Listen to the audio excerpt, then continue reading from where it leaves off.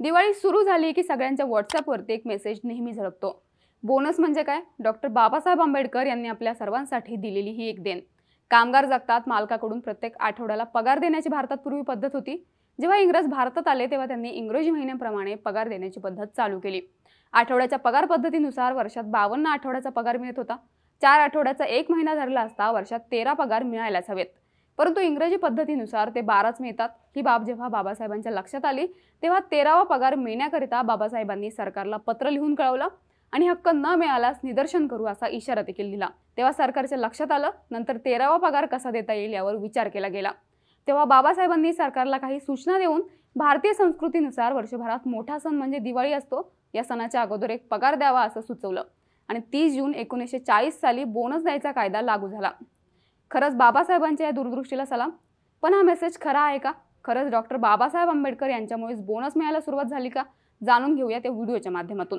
नमस्कार, मी नम्रता आणि तुम्ही पाहताय बोलबिडू. बाबासाहेबांनी फक्त दलितांच्याच उद्धाराचे कार्य केले नाही, तर समाजातील प्रत्येक जाती धर्मातील शोषित वर्गासाठी काम केलं, हे आपण समजून घ्यायला हवं.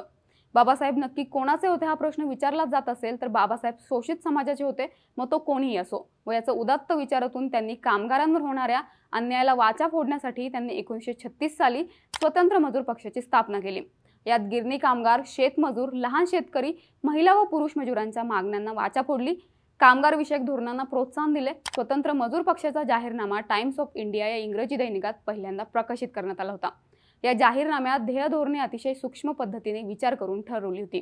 कामगार वर्गाच्या हितासाठी नोकरी, बढतर्फी व पगारवाढ यावर सरकारी नियंत्रण असावे. कामाच्या तासांवरील मर्यादा, योग्य वेतन, भरपगारी रजा तसेच बोनस, निर्वाह वेतन यासंबंधीचे कायदे करून घेण्यासाठी प्रयत्नशील राहण्याची हमी स्वतंत्र मजूर पक्षाच्या जाहीरनाम्यातच देण्यात आली होती.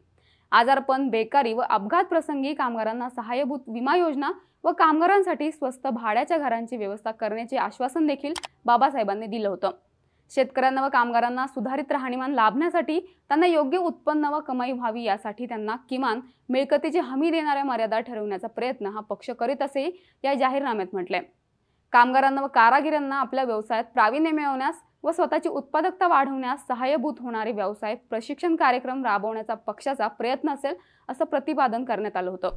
16 तास राबणाऱ्या कामगारांचे नेमके प्रश्न काय याची जाणीव देशाला बाबासाहेब आंबेडकरांच्या या पक्षामुळेच झाली.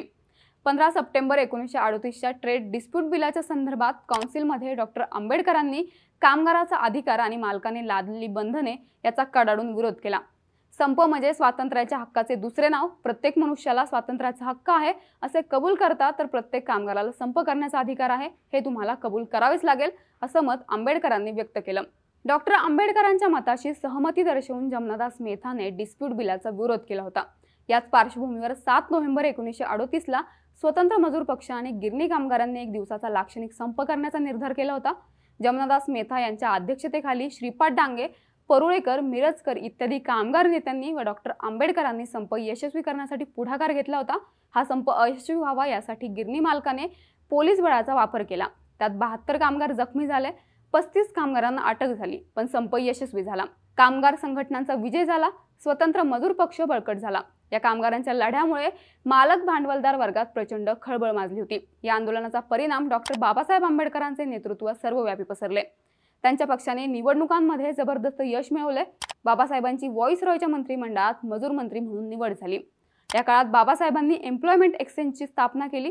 त्याकाळी जे अनुभवी अर्धशिक्षित तज्ज्ञ निरनिराळ्या योजनातून तयार होत होते, त्यांना नोकरीसाठी भटकावे लागू नये, त्यांना नोकरी मिळवण्याचे मार्ग मोकळे असले पाहिजे, हा एम्प्लॉयमेंट एक्सचेंज स्थापनेचा मुख्य उद्देश होता.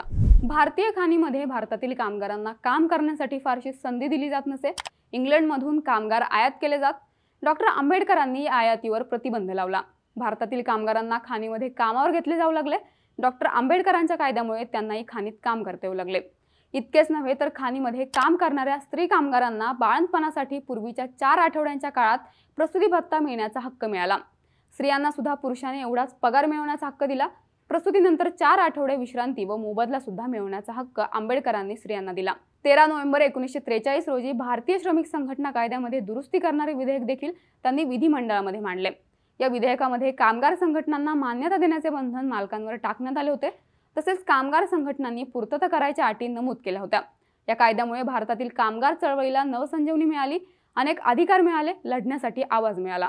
भारतात पहिल्या महायुद्धाच्या काळापासून सणाच्या आधी महागाई भत्ता देण्याची पद्धत रूढ झाली होती. बाबासाहेब आपल्या भाषणामधून कायम प्रतिपादन करायचे की आजवर कामगारांना जो महागाई भत्ता मिळत होता तो प्रचंड अपुरा आहे. भडकत्या महागाईला कामगार तोंड देऊ शकणार नाहीत, म्हणून वाढत्या महागाई निर्देशकांच्या आधारावर महागाई पूर्तता करावी. दुसऱ्या महायुद्धाच्या काळात बाबासाहेबांच्या स्वतंत्र पक्षाच्या प्रयत्नामुळे कामगारांना उत्पादन संस्थेतील नफ्यातही आपला वाटा आहे याची जाणीव झाली. यातूनच कामगारांना ठराविक हिस्सा मिळावा ही बोनसची कल्पना पुढे आली. दुसऱ्या महायुद्धाच्या अखेरीस 1944 साली जनरल मोटर्स प्रकरणी निवाडा देताना त्यावेळेचे मुंबई हायकोर्टाचे प्रमुख न्यायाधीश MC छगला यांनी उद्योग संस्थेने नफा मिळवला तर कामगारांना काही प्रमाणात त्यावर हक्क आहे असं स्पष्ट केलं.